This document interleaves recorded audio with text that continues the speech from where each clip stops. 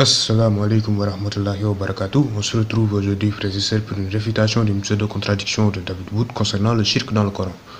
Nous allons encore une fois visionner deux passages de la vidéo, réfuter les arguments des musulmans numéro 3, les contradictions du Coran, David Wood en français. Nous allons visionner le passage qui va d'1 minute 49 à 2 minutes 29 et le passage qui va de 9 minutes 45 à 9 minutes 59. Allons-y. Chapter 4, verse 82, and we'll go ahead and read it. Allah says, "Do they not then consider the Quran carefully? Had it been from other than Allah, they would surely have found therein much contradictions." So, do they not consider the Quran carefully? Had it been from other than Allah? If the Quran had come from anyone apart from Allah, you would find much contradiction in the book. So this is what Allah is saying. Here's the Quran. If this had come from anyone else, apart from Allah, you would find much contradiction in it. According to chapter 4, verse 48 of the Quran, committing shirk is unforgivable. And then later in the same chapter, verse 153, Allah forgives people for committing shirk. Alors, dans ce passage, David Wood a essayé de démontrer que l'affirmation du Coran selon laquelle il ne contient pas maintes contradictions est fausse. Pour faire cela, il a entre autres parlé du fait que le Coran se contredit, car au verset 48 de la sourate 4, Allah dit que le shirk est impardonnable, alors qu'au verset 153 de la sourate 4, Allah dit qu'il a pardonné à des gens d'avoir commis le shirk. Maintenant, nous allons lire les versets en question. Verset 48 de la sourate 4.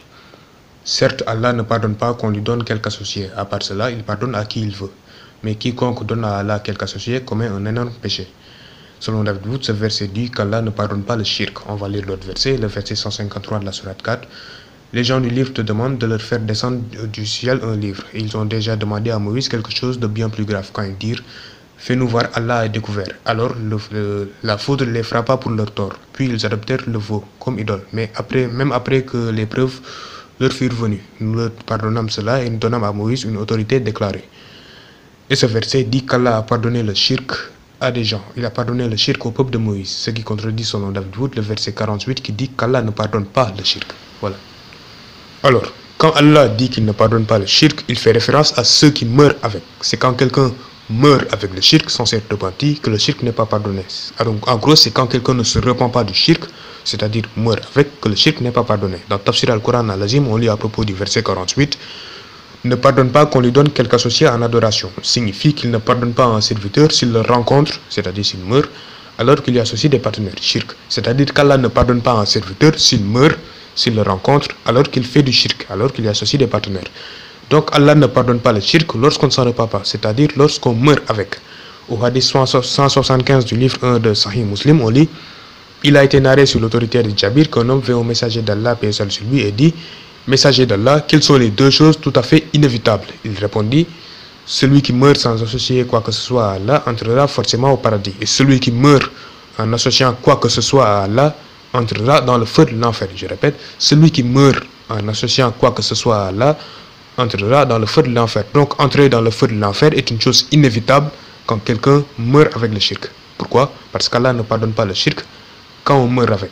Alors comme je le disais, c'est lorsqu'une personne meurt avec le shirk qu'Allah ne lui pardonne pas ses péchés. C'est pour ça qu'au verset 48 on lit « Certes Allah ne pardonne pas qu'on lui donne quelque associé ». Par contre, si on se repent du shirk avant la mort évidemment, Allah pardonne ses péchés. Comme on peut le voir au verset 63, 68, 69, 70, 71 de la sourate 25. Les serviteurs du Dieu miséricordieux sont ceux qui marchent humblement sur terre, qui lorsque les ignorants s'adressent à eux disent paix. Plus loin, qui n'invoquent pas d'autre Dieu avec Allah. C'est-à-dire ne font pas du shirk. Donc les serviteurs du Dieu miséricordieux sont ceux qui ne font pas du shirk. Et ne tue pas la vie qu'Allah a rendue sacrée, sauf à bon droit, qui ne commettent pas de fornication, car quiconque fait cela encourra une punition. Et le châtiment lui sera doublé au jour de la résurrection, et il demeurera éternellement couvert d'ignominie. Sauf celui qui se repent, croit et accomplit une bonne œuvre, cela Allah changera leurs mauvaises actions en bonnes, et Allah est pardonneur et miséricordieux. Et quiconque se repent et accomplit une bonne œuvre, c'est vers Allah qu'aboutira son retour. Alors, quiconque commet le shirk encourra une punition, sauf s'il se repent. Comme on le voit clairement dans ces versets, celui qui commet du shirk sera puni, sauf s'il s'en repent, avant la mort évidemment. Et s'il se repent de sa mauvaise action, sa mauvaise action sera transformée en bonne. Donc selon ce verset, le shirk est pardonné lorsqu'on s'en repent, c'est-à-dire avant la mort. Bon, on va faire un petit résumé avant de continuer. Quand quelqu'un ne se repent pas du shirk, c'est-à-dire avant sa mort, Allah va lui pardonner ce péché. Par contre, quand quelqu'un ne se repent pas du shirk, c'est-à-dire meurt avec, Allah ne lui pardonne pas ce péché. C'est dans le cas où la personne meurt avec le shirk que ça devient un péché impardonnable, qu'Allah ne pardonne pas. Maintenant, en ce qui concerne le peuple de Moïse, est-ce que le shirk qu'ils ont commis est impardonnable? Non, le shirk qu'ils ont commis n'est pas impardonnable. Pourquoi? Parce que les gens du peuple de Moïse sont repentis avant leur mort. Or, comme on l'a vu tout de suite, ceux qui se repentent du shirk avant leur mort se font pardonner par Allah. Et les gens du peuple de Moïse se sont repentis du shirk avant leur mort, comme on peut le voir au verset 148 et 149, la sourate 7. Et le peuple de Moïse adopta après lui un veau fait de leur parure, un corps qui semblait mugir. N'ont-ils pas vu qu'il ne leur parlait point et qu'il ne les guidait sur aucun chemin? Ils l'adoptèrent comme divinité et ils étaient des injustes. Et quand ils éprouvèrent des regrets et qu'ils virent qu'ils étaient bel et bien égarés, ils dirent: si notre Seigneur ne nous fait pas miséricorde et ne nous pardonne pas, donc ils se sont repentis, si notre Seigneur ne nous fait pas miséricorde et ne nous pardonne pas, nous serons très certainement du nombre des perdants.